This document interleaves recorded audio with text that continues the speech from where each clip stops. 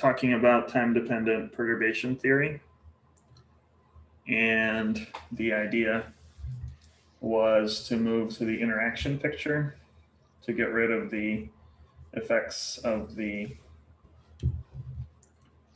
unperturbed Hamiltonian. So we moved to this interaction picture.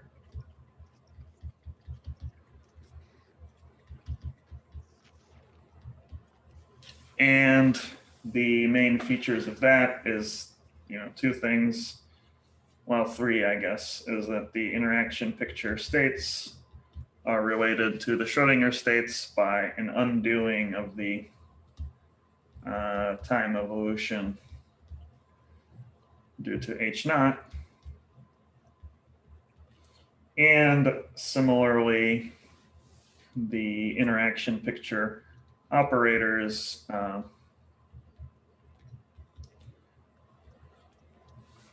are defined as a kind of taking into account the evolution due to H naught. So it's a kind of Heisenberg picture for the interaction, for the operators in the interaction picture. So that's those are kind of the rules, and then there was a third thing to notice is that there's a special role played by the time evolution operator, the thing that actually evolves your states in time. So the operator that takes in the interaction picture takes your interaction picture state at time 0 out to some time t.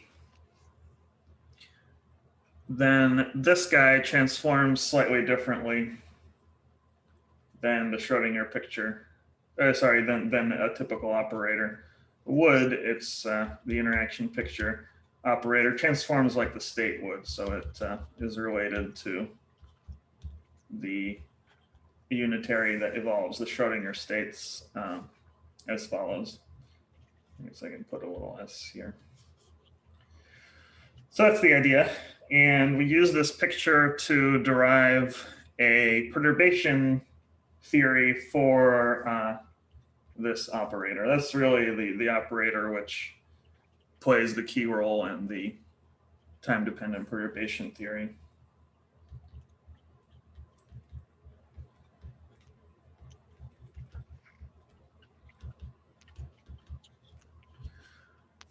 And again, remember that the context is a perturbation theory in lambda, where lambda is the thing multiplying the time-dependent perturbation. Any questions about the setup?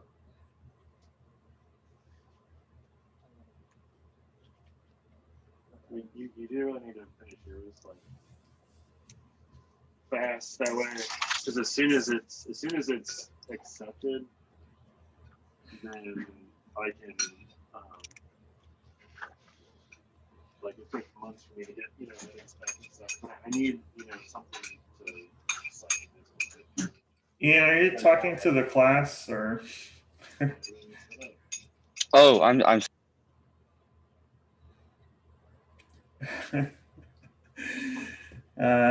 Yeah, no worries. So any questions about the setup?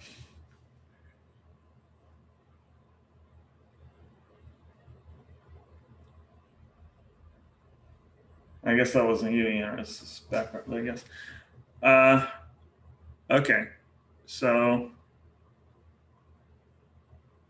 well, that was the setup. And the thing that we ended up with is an expression for this U of I, where every single term in the Taylor series, or the power series for U is known. So this is what's our final result. So this is a thing that evolves your interaction picture states from time t naught to time t. We could do the expansion for all orders from 0th order all the way up to whatever arbitrary order we want. And the expression we found was the following. So each time for each order, we get a factor of this minus lambda I over h bar. So that's our perturbation series expansion. And at each order in the perturbation, starting with first order, 0th order, of course, it's just the identity. Remember that to leading order in the perturbation, the interaction picture states don't evolve at all. They're just completely stationary. They stay equal to the initial state. But for all the subsequent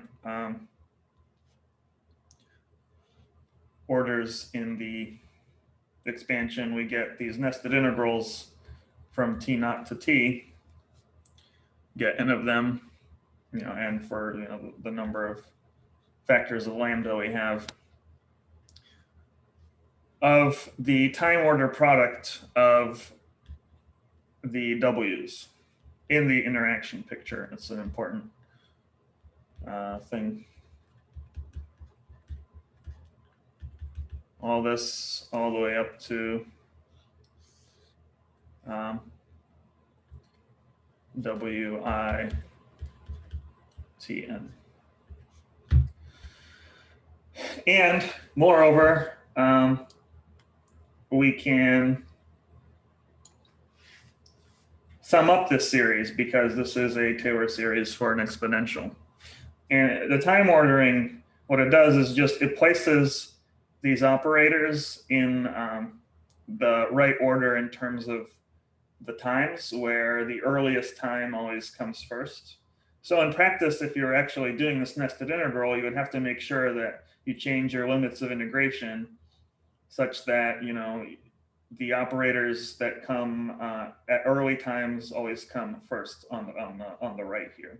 They always act first on whatever u is acting on, and then the later times they act after that.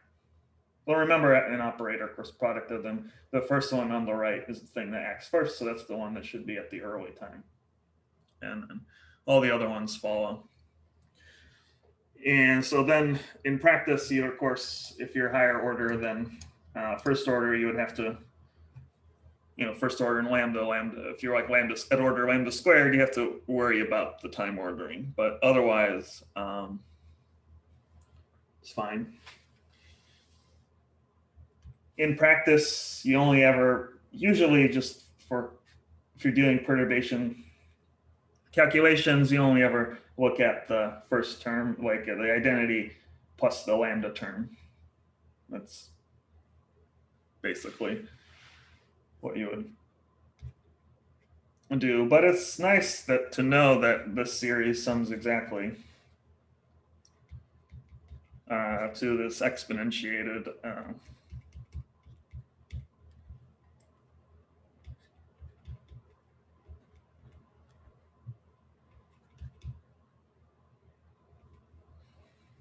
form.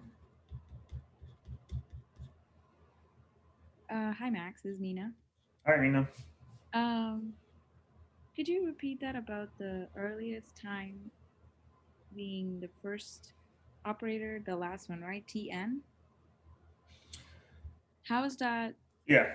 the earliest?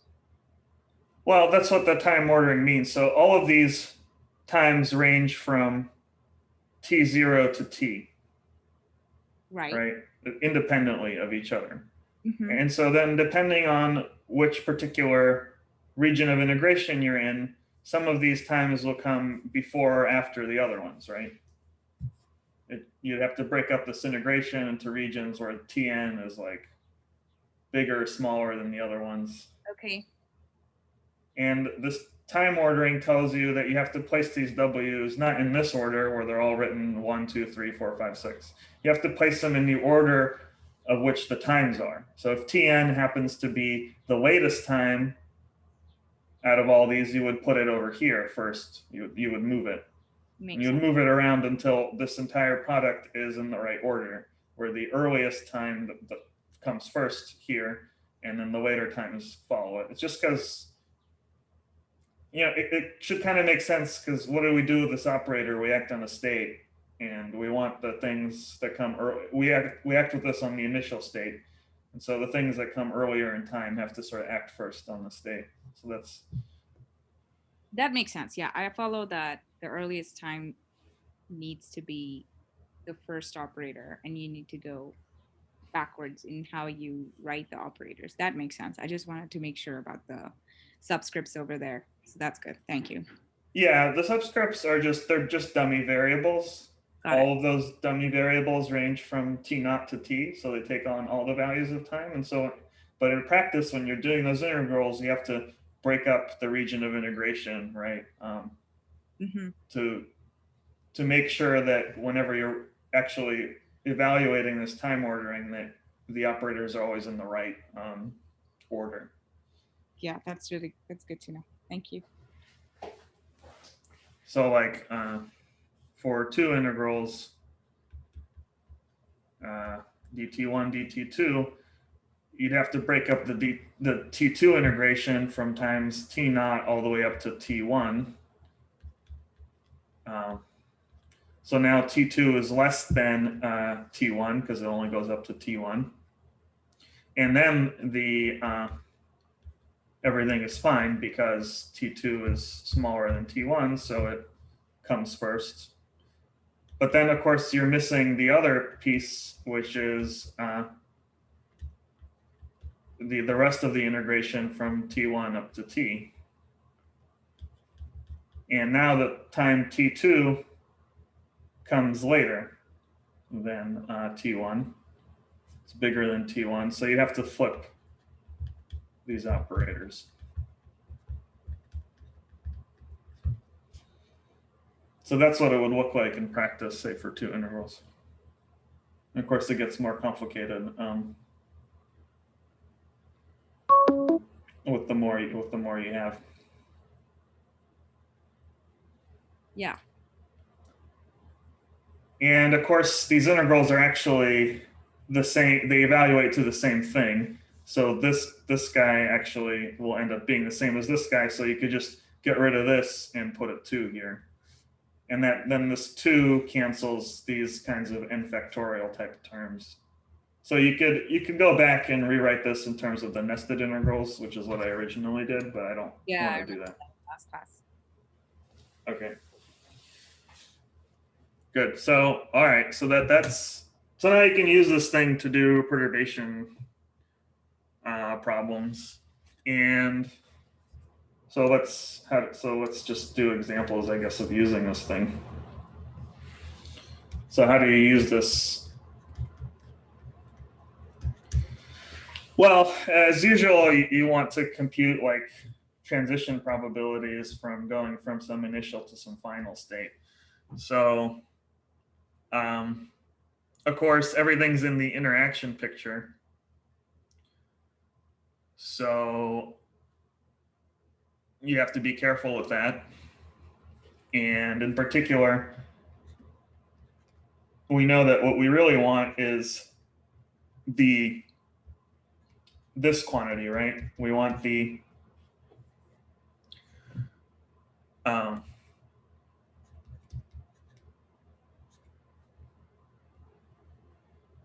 want this thing.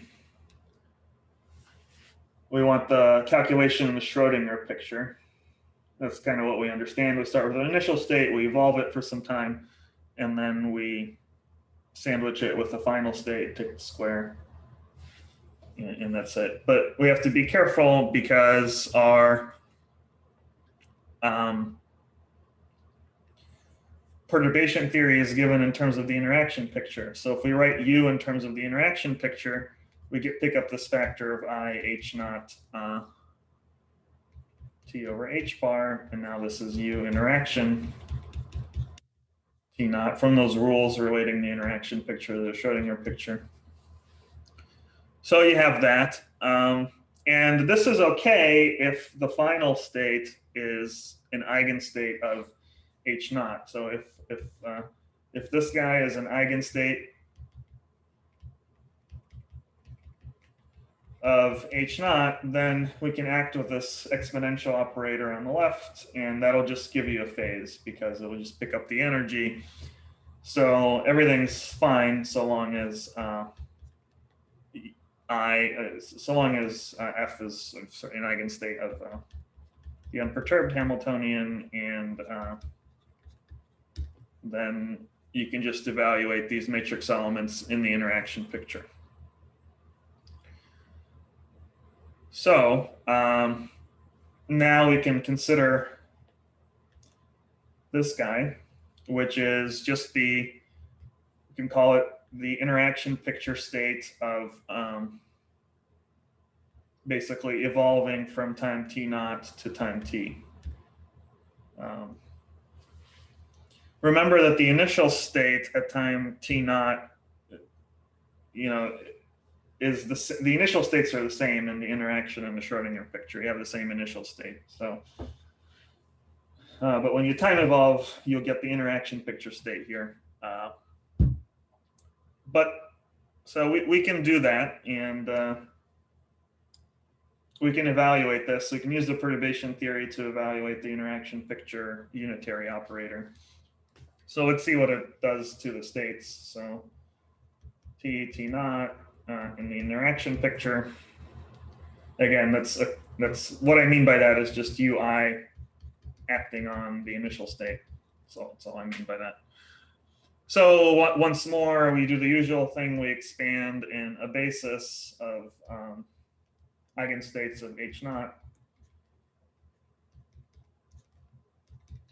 And we get these matrix elements. And now we can just do the perturbation theory, say up to order lambda squared. So the matrix elements, the first term, of course, is just the identity. Remember, to leading order, u of I doesn't do anything. So that's, delta ni. Again, assuming the initial state's an eigenstate of the unperturbed Hamiltonian. Then you have the next term, which is the one integration. You pick up one factor of lambda I over h bar. You get this integral from t naught to t of these matrix elements of the omega i's. And again, it's important that it's omega I because it's not just the perturbation, it's the perturbation with those phase factors sandwiched on it. So pick up that term. And then if we want to do the next one, I guess I will just write this as the nested integral, integral from t naught to t. This one's from t prime, from t naught. So it's going to be the earlier time from t naught to t prime of t double prime. And now we have a product of these matrix elements at times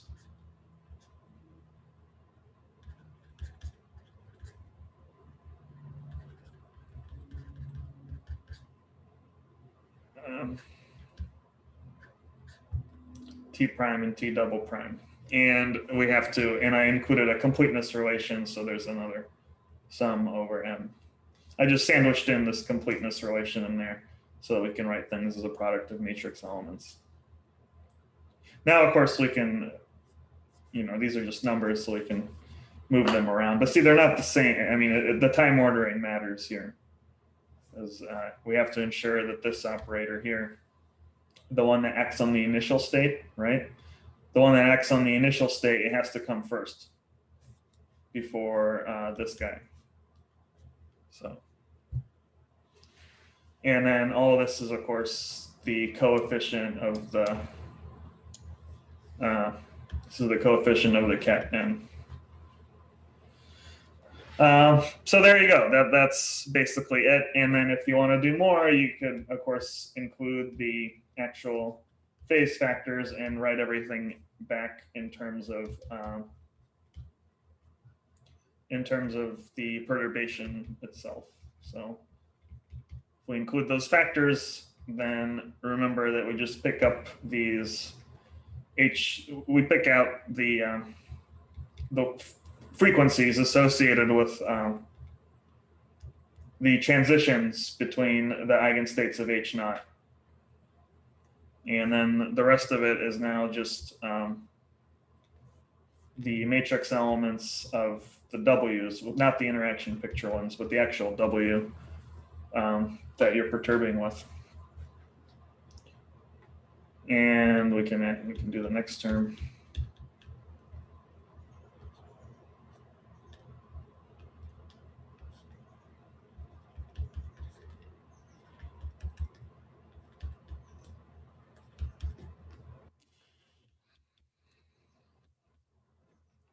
Here you pick up two phase factors. So one is the phase factor associated with transition between N and M, and that comes with T prime. And then there's also, from this term, we get the transition between M and I, and that comes with T double prime. And all of this is the coefficient of the nth term in the expansion. So this is practically how you do perturbation theory, where again, these frequencies, ij, it's just the frequency associated with transitions between I and j. Yeah, so that's it. And again, this is the basis. Again, the basis is always eigenstates of H naught, like in regular perturbation theory, with some energies E, I.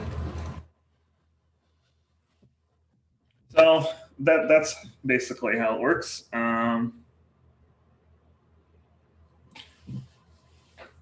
Let's do any questions about that. I'll do an example now.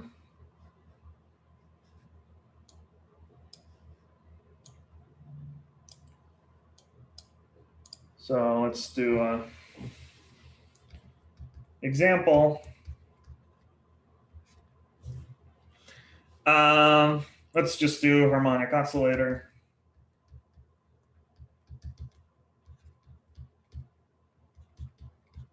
Suppose we're in initial state, just the ground state, and suppose we apply a perturbation to it as follows. We're going to kick it with a force along the x direction, or along the direction which it's oscillating. It's going to the associated potential is going to look like this. Basically, and we'll assume that our initial time,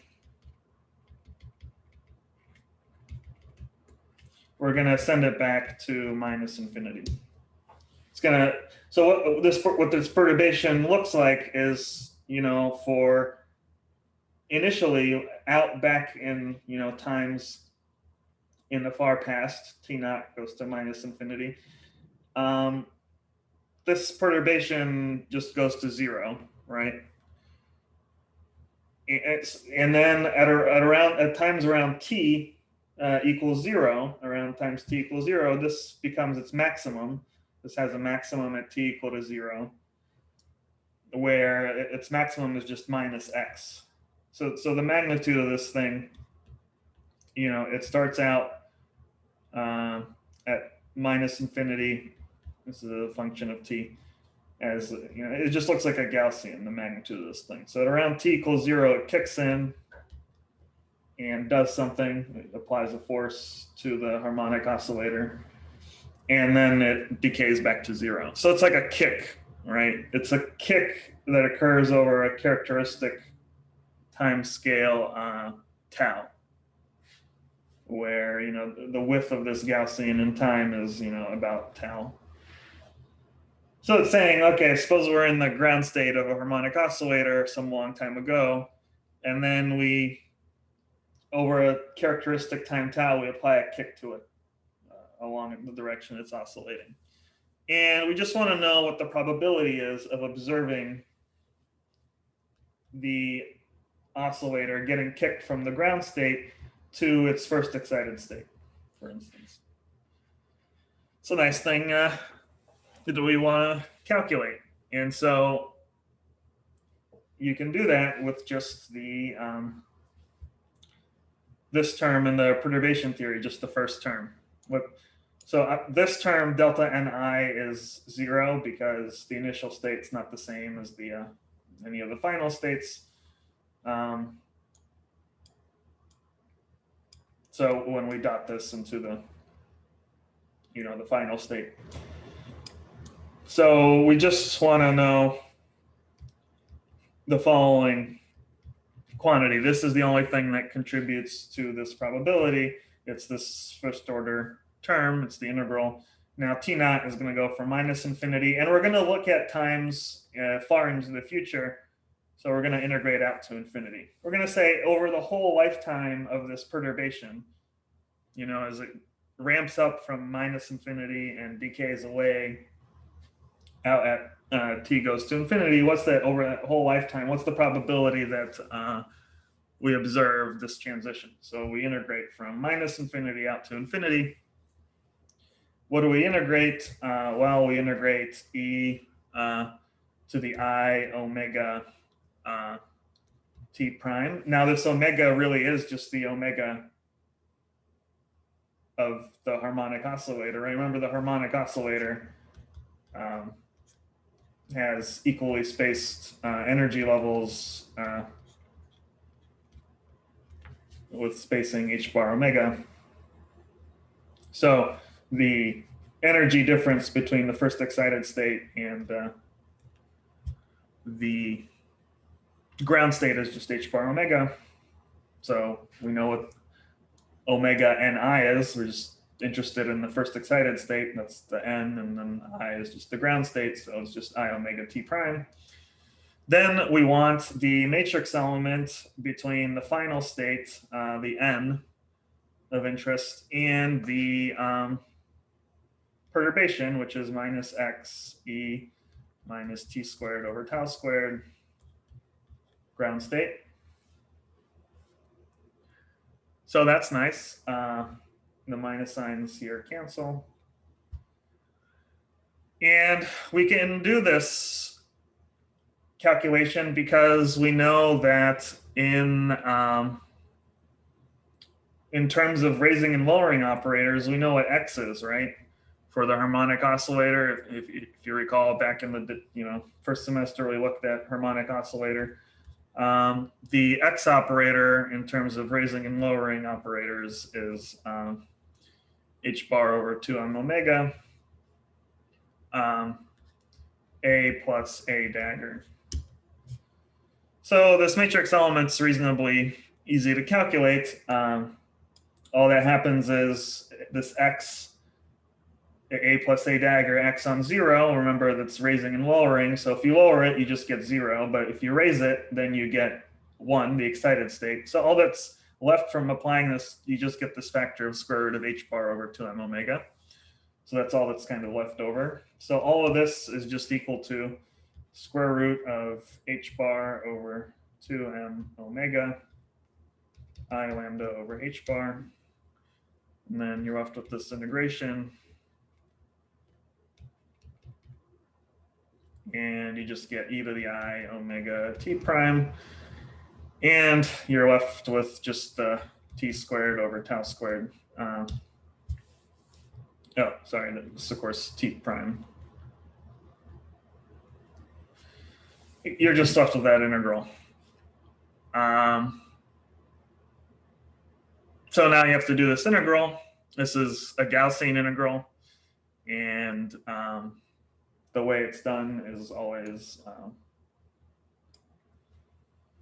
completing the square. So this is, by the way, the only integral my advisor told me I have to memorize, but Yeah, so it's the Gaussian integral, and the way you do it is you just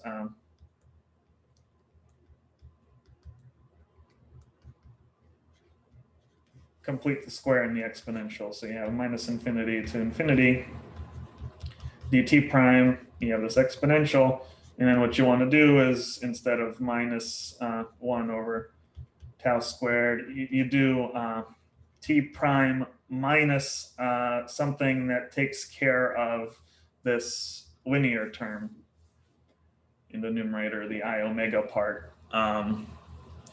So if you want to do that, you would want to put I omega tau squared so that this tau squared gets canceled over 2 squared. You see the cross term will give me what? The cross term will give me 2 times t prime times I omega tau squared over 2. The tau squareds cancel, the 2's cancel, and we're left with just minus times a minus, which gives me a plus. It just gives me this term right here, the cross term. But the price we pay is that we have to introduce we have to correct for this term squared. This term gets squared, so that's not good. So we have to subtract it off. And when this term gets squared, we get a minus sign because of the I squared, which cancels this minus sign. So overall, we get a plus sign here. So we have to subtract off that term. And that term is just tau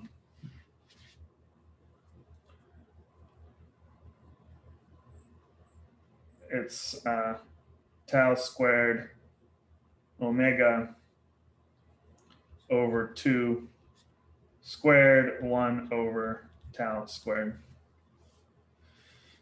from the thing on the outside. So that we can just reduce the integral of that. And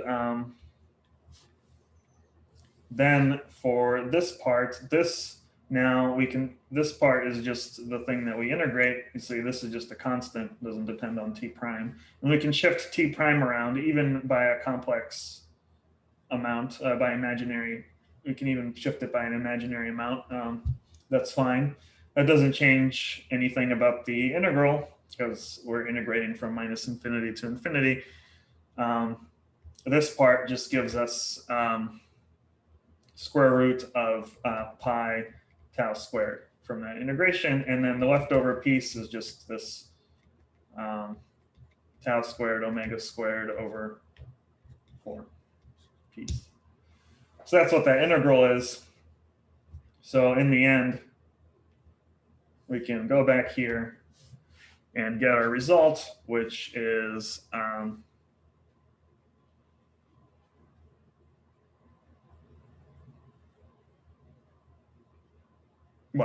which is we can factor out some, we can cancel some factors of h bar, right? We get 1 over 2m omega h bar, all that in the square root.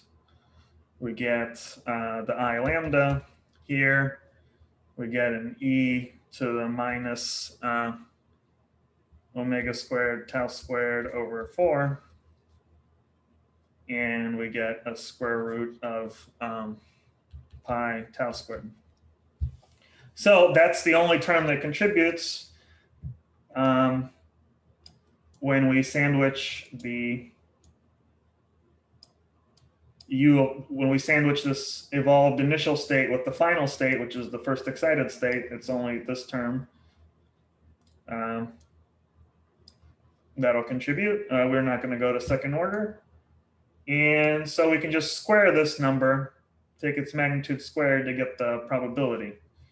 So in the end, we just take this number right here. And so we get the 0 to 1 transition probability, which is pi lambda squared tau squared divided by 2m omega h bar.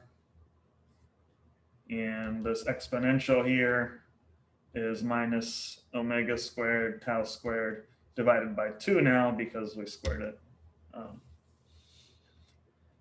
And that's your answer. And if you think about it, well, it's kind of cool. It tells you, it's a little bit, it's not so trivial to see what this function looks like, but sort of we can see that as a function of tau, the time scale over which we apply this perturbation, this probability of observing a transition, well, we can look at this. So there's a tau squared out in the out here. So at small tau, tau close to 0, we know that the exponential will just give us 1. So it has to increase as, kind of tau squared out here for small tau. This would be like a parabola. But then for large tau, tau large out here, this exponential starts to dominate. It's minus omega squared tau squared over 2. So we kind of get an exponential decay out here. Actually, it's a very fast decay is the e to the minus tau squared. So in between there has to be a maximum just by looking at the behavior of the function at small and large values. Out here it just decays as e minus omega squared tau squared over 2. So in the middle there's a maximum, and you can do like a first derivative test, figure out where the maximum is. Maximum is unsurprisingly at tau is approximately equal to 1 over omega, which makes perfect sense. If you design your kick to have a time scale that's equal to the characteristic time scale of the transition frequency, 1 over omega, then you'll get the most probability of transitioning from the ground state to a excited state. You tune your kick to be, quote unquote, on resonance. Of course, it's not really on resonance because this is a single kick. On resonance means, you would have a sinusoidal perturbation, but then you would get something like, you can just use Fermi's golden rule to figure out this transition rate, the transition rate from going from 0 to 1. So, but this is what it is for a kick. So this is a nice, it's a nice problem. It sort of illustrates how you use the method. Any questions about that?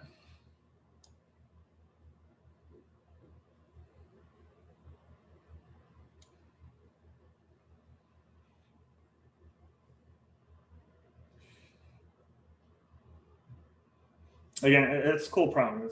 We start in the ground state of a harmonic oscillator. We kick it with this kind of force that we only apply over some characteristic time interval.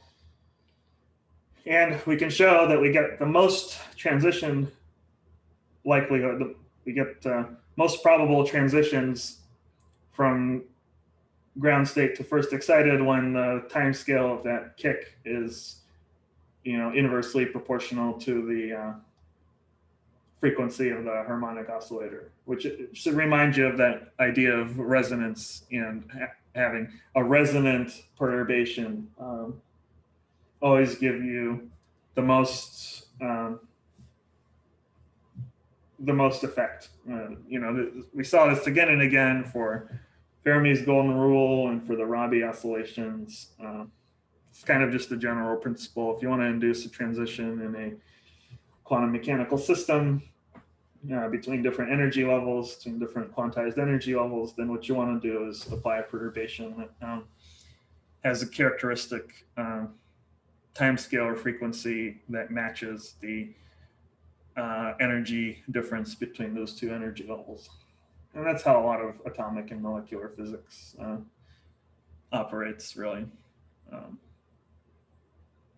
So people induce certain transitions or prepare systems in particular states by driving them at specified frequencies corresponding to the transition that they want to observe.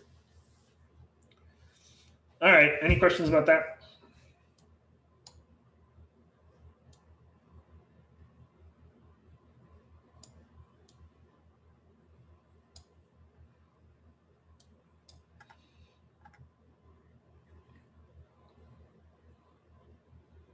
All right, I'm going to clear then.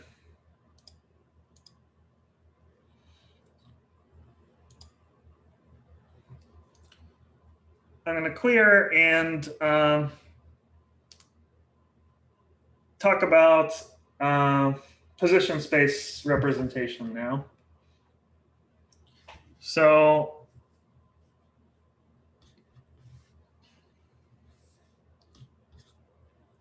what happens in position space?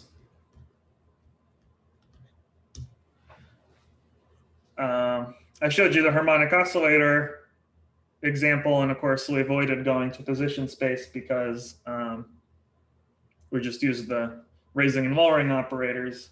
But in principle, you could consider, unitary time evolution.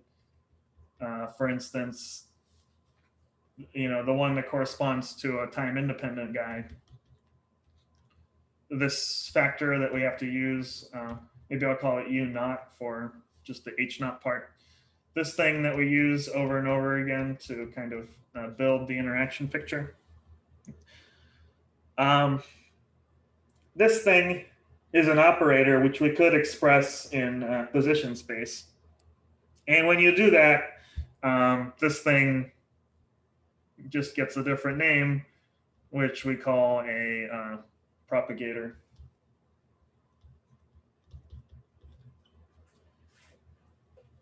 In position space, that's just what it's called. But it's not any more difficult to understand than just this operator. It's just that, now it's in position space, so you have to worry about your position pseudo eigenkets and, the Dirac delta functions and whatnot associated with them. But in principle, the propagator, we call it the propagator K. What it is just a function of two positions and two times. And all it is just the position space representation of the time evolution operator. And of course, we'll be interested in the case where the time evolution is due to a time-dependent Hamiltonian. And if you want to work in a 3D space, of course, there's nothing preventing us from putting some vectors on these guys. That's what a propagator is. It's not really any more than that. And of course, we can start expanding this in terms of wave functions if we wanted.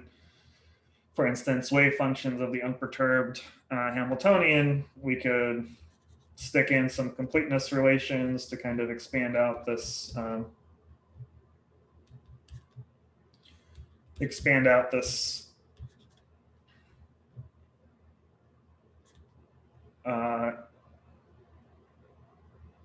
inner product thing.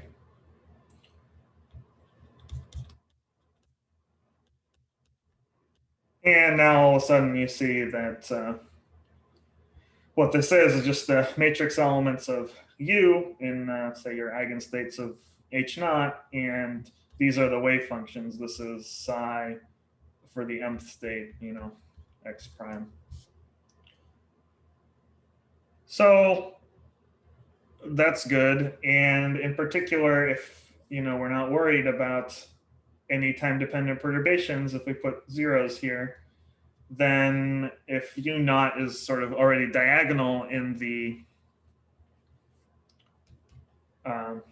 in H naught, if these are just eigenstates of H naught, it's already diagonal, then this just becomes a sum over one index because U is diagonal, so only the matrix elements where n is equal to m contribute. And of course, then we get, the wave functions.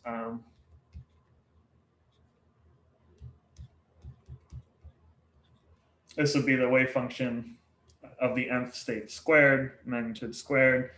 And we get these exponentials of minus I over h bar. These just become the energies. Like that. So that's what the propagator is in for a time-independent Hamiltonian whose energies and wave functions And in general, this U operates just like it would just like I showed you, except in position space, of course, the equivalent, the states are represented by wave functions. And so the equivalent of evolving a wave function up to some time t is given by the following. We take the propagator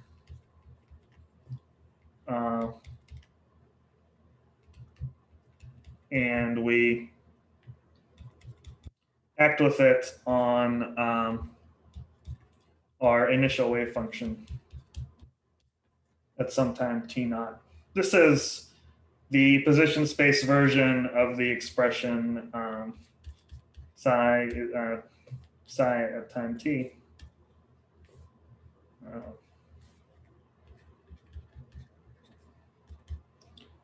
Is equal to u psi of 0. Just, worrying about the Schrodinger picture for now. Just the thing that we're sort of used to.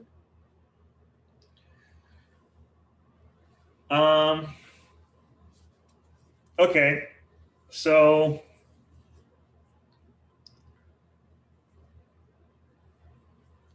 yeah, so we're going to try to understand what happens to basically ideas of time-dependent perturbation theory in the position space context. So to do that, we have to be a little bit careful. So in particular,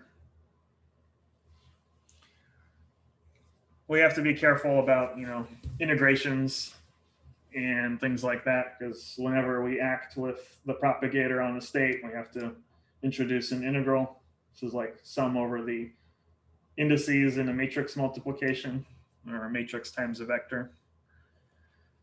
And we also have to be careful with things like completeness relations. So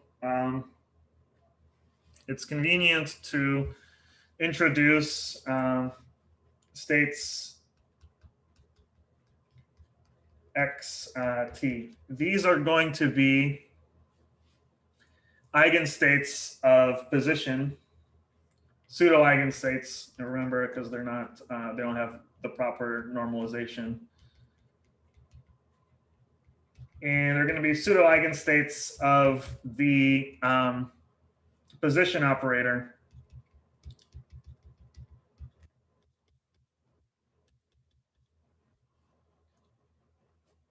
in the Heisenberg picture, where the position operator evolves in time.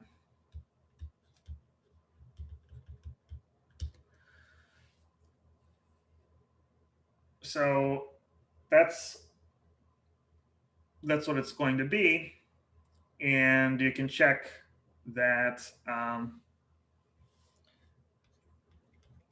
in the case of evolution under just a time-independent Hamiltonian, that these guys are the same as just taking the exponential of I over h bar h naught t and acting with it on the x state.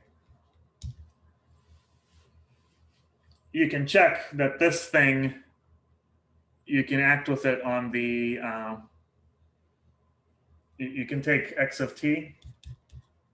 And of course, in the Heisenberg picture, that's just e to the I over h bar, h naught t.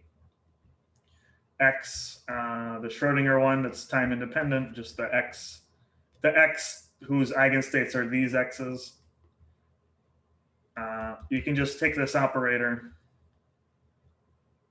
and act with it on this guy, and the exponential factors will cancel, and you'll just see that it's just an eigenstate of this operator. So yeah, so in the Heisenberg picture, the position operator is just your Schrodinger, the regular position operator sandwiched in between these two phase factors. So sort of, it's going to come out to be, what we're going to do for the interaction picture. And then we want these pseudo eigenstates of position, which This is just like the interaction picture states, right? You take the Schrodinger equivalent state and you multiply it by this guy. So that's the setup, except now it's in position space. Our notion of completeness also exists for these states, in that if you integrate over all positions, then you'll have that this is equal to the identity. So that's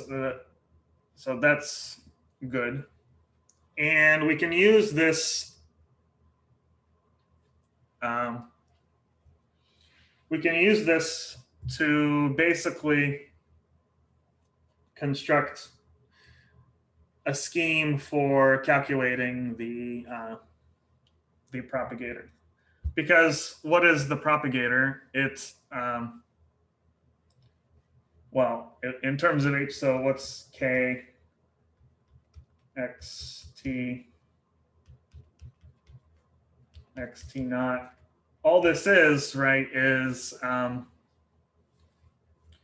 this is just, if you're only talking about evolution under, so this is time evolution under some h naught, no time dependent perturbation, just this. Then all this is the inner product between these two kinds of states that we introduced, one at t naught and one at t. Because all these are is just your position states evolved by the Hamiltonian h naught here. So you can check that this is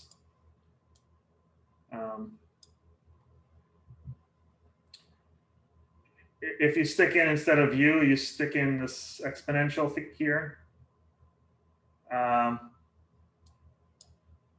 Then the t part will act on this x double prime piece, and the t naught prime will act on this x piece, x prime piece. And so then you can combine those two, the phase factor is acting on the corresponding x kets. You can combine those into just these time-dependent pseudo eigenstates of the position operator in the Heisenberg picture. And so then this expression here just reduces to the inner product between these two guys.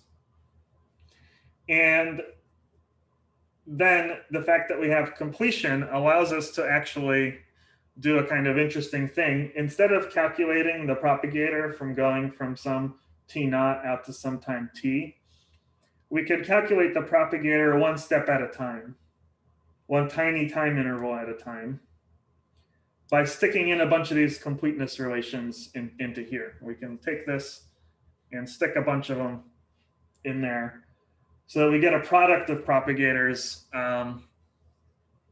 with the appropriate integrals attached, where each propagator, each individual propagator is only over a short time interval.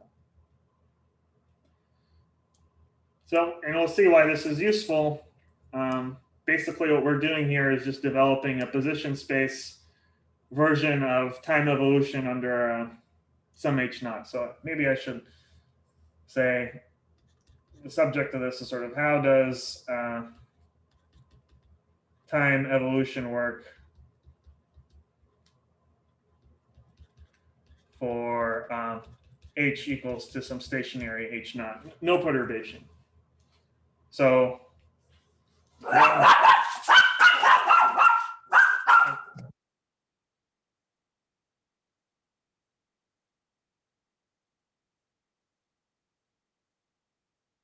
sorry. So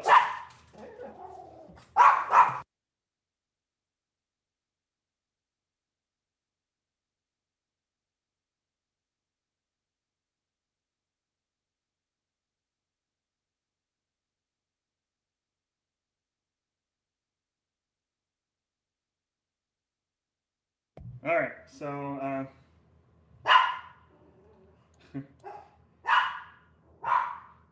okay. So we're just worried about how time evolution works for some time independent Hamiltonian. So then the unitary is just this, right? We're looking at the position space representation of it.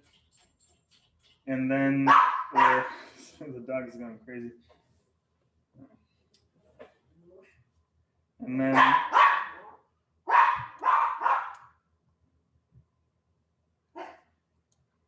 And then, okay, and so to interpret this again, what we're going to do is introduce these pseudo eigenstates of the position operator, this guy in the Heisenberg picture. And then the propagator just becomes this inner product between these two states. So I'm going to repeat that again because that's the important setup. And we'll be using the setup to understand what the path integral is, but it's crucial that we sort of understand what the context is. All right, any questions about this basic setup? Could you just scroll up for a second?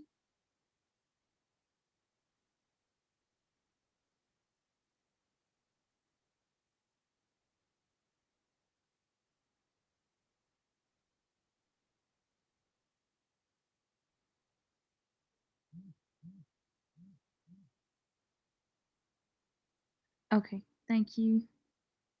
Any questions about the setup?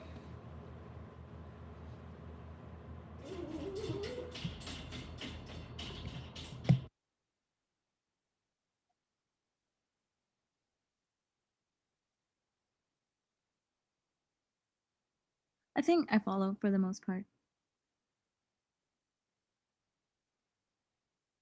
Okay, so all right. The important pieces here are, again, remembering that the unitary operator for the time evolution is just this, as long as h naught is time independent. And so then when we do the position space representation, all that amounts to is just it turns into an inner product between these two kinds of states. But you see, they're not easy. Just because you write it doesn't mean it's so easy to even evaluate this exponentiated h naught. H naught might be complicated. We might not know it's, it's basically, we're just doing the position space version of the following equation, right? The time dependent Schrodinger equation for just a time independent h naught. So that's what we're doing for now.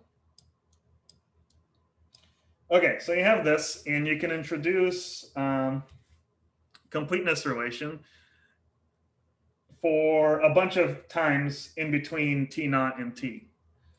You can take a bunch of successive times, starting with t naught, and kind of breaking up the time into a bunch of intervals, very small ones, that kind of partition your time coordinate. This is up to time t.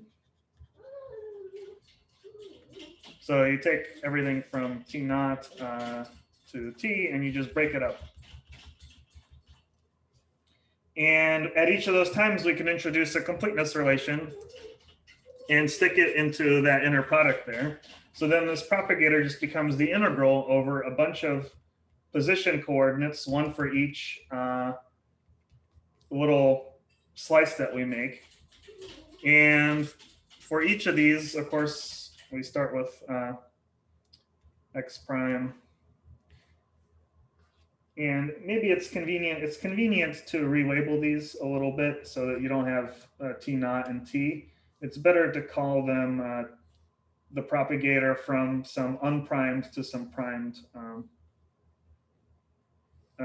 time and position. So you have unprimed xt and then x prime t prime. So we're just going to fix up this notation a little bit.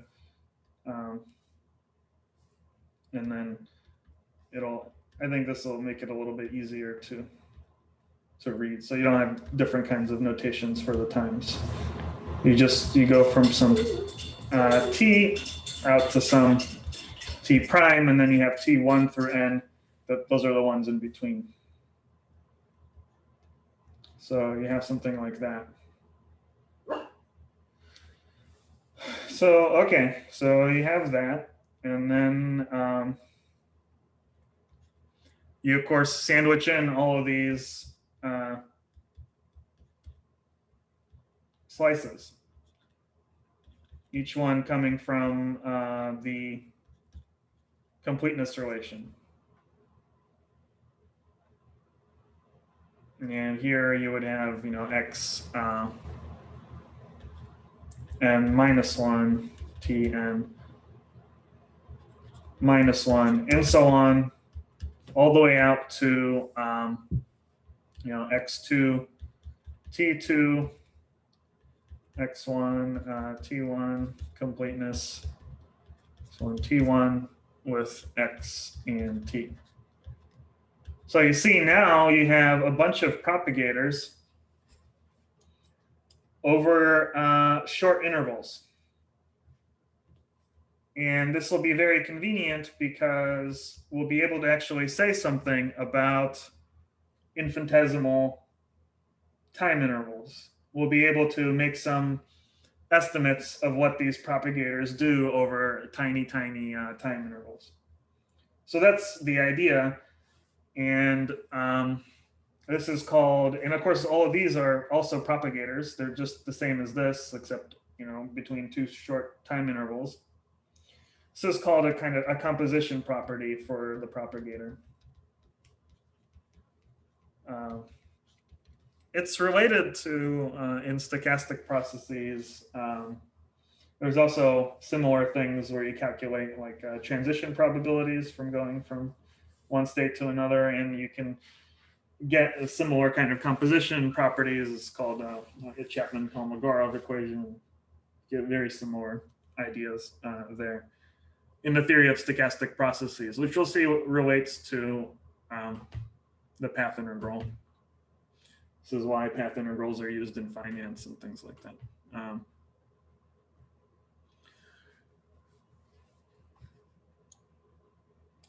Okay, so you have this composition property. So now let's think about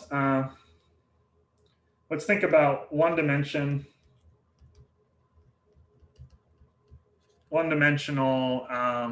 just simple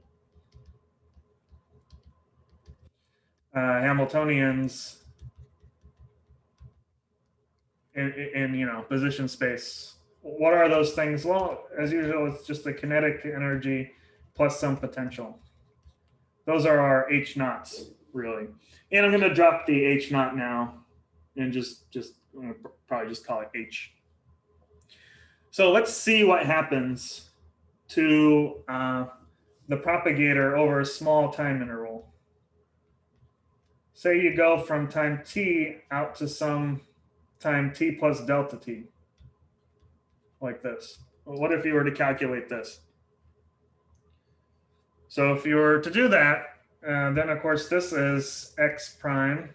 This is the exponential of minus I over h bar h delta t,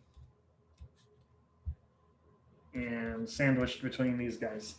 Again, because this is the propagator, and this is nothing else but just the u sandwiched between the two x's, and u is just this guy. Difference between the final initial time is delta t. So that's just according to our setup. That's what it would be. So okay, so we have this, and what we can do now is start playing around with this and trying to see how much of it we can calculate. Now, we know, for instance, that we have these p's, which are a little bit awkward because we have position space kets here, but no worries. As usual, this can be amended by introducing a completeness relation with respect to the momentum. So we just stick in a completeness with respect to momentum, and now we can act with P on the left here to get rid of the momentum. And moreover, what we can do is, if delta t is truly small, right, then we can expand the exponential in terms of a Taylor series. And if we don't care about any of the higher order terms, then we don't care about commutation issues because those come in at higher order. To leading order, we just get the identity from the exponential minus I over h bar, and then it's, you know, p squared over 2m, the kinetic energy. And then also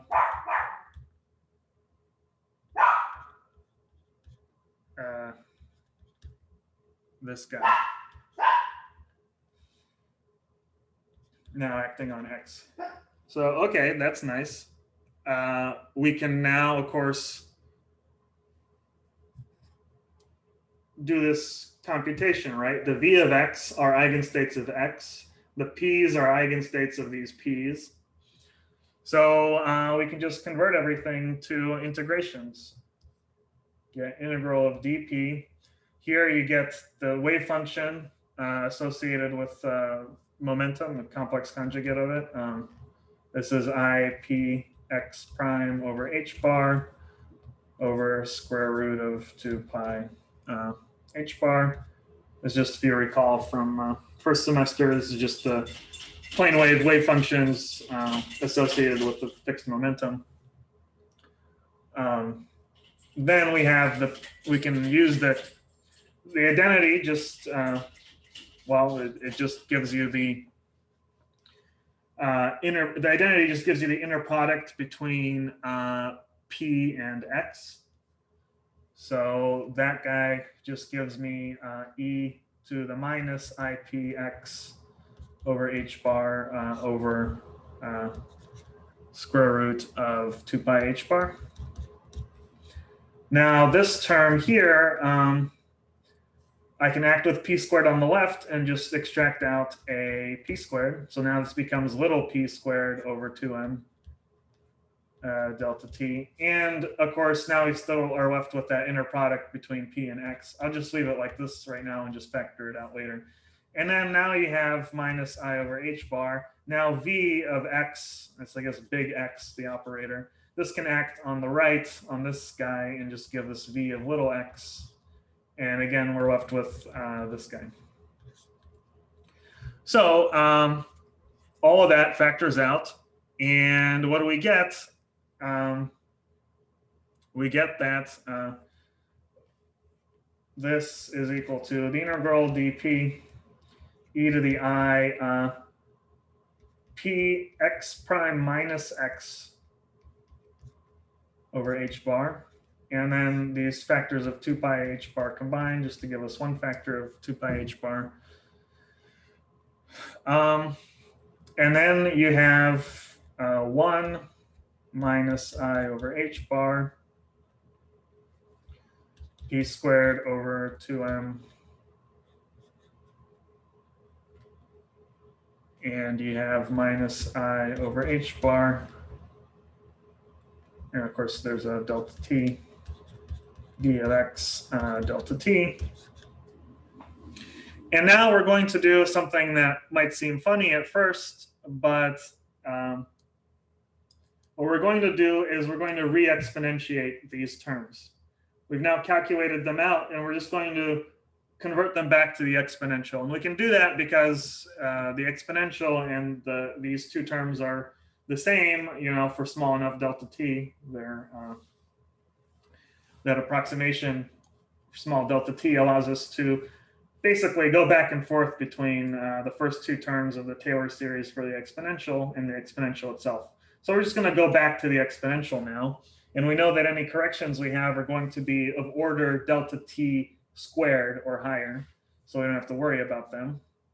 This becomes dp e to the I p x prime minus x over h bar over 2 pi h bar. And then this just becomes its own exponential now of minus I over h bar p squared over 2m delta t and minus I over h bar v of x delta t. But now the p squareds and the x's are the actual like coordinates. They're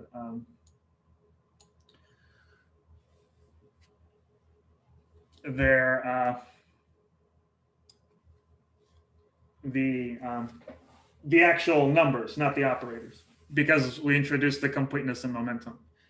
Okay, but now we have this leftover integration over P, which is not so easy. Some things factor out. So first of all, we get the exponential of minus I delta t over h bar v of x.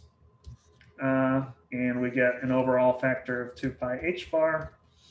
And we're left with this integration dp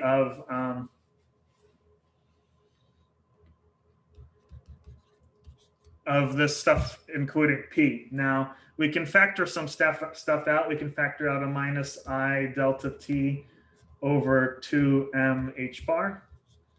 And we're left with p squared plus 2mp x minus x prime divided by delta t. So it looks almost like a Gaussian integral, but it's not. It's has this complex, has this imaginary part out front.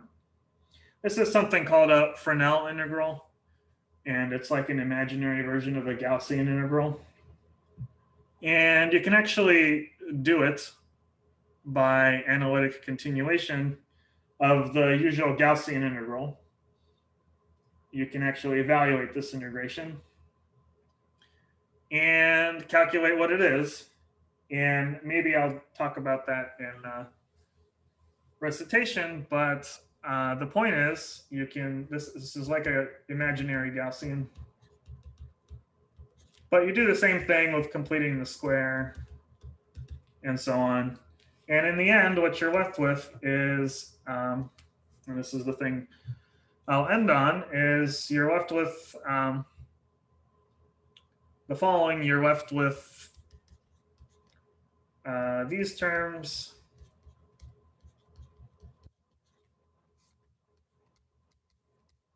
And the Gaussian integration gives you a square root of 2 pi m h bar over I delta t. That just comes from that square root factor from the Gaussian, from doing the Gaussian integral. And you get I delta t over 2m h bar. This is that correction term when you complete the square.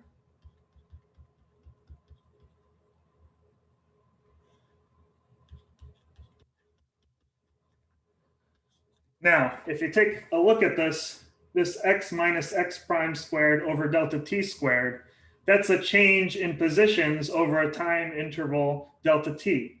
This is the velocity squared.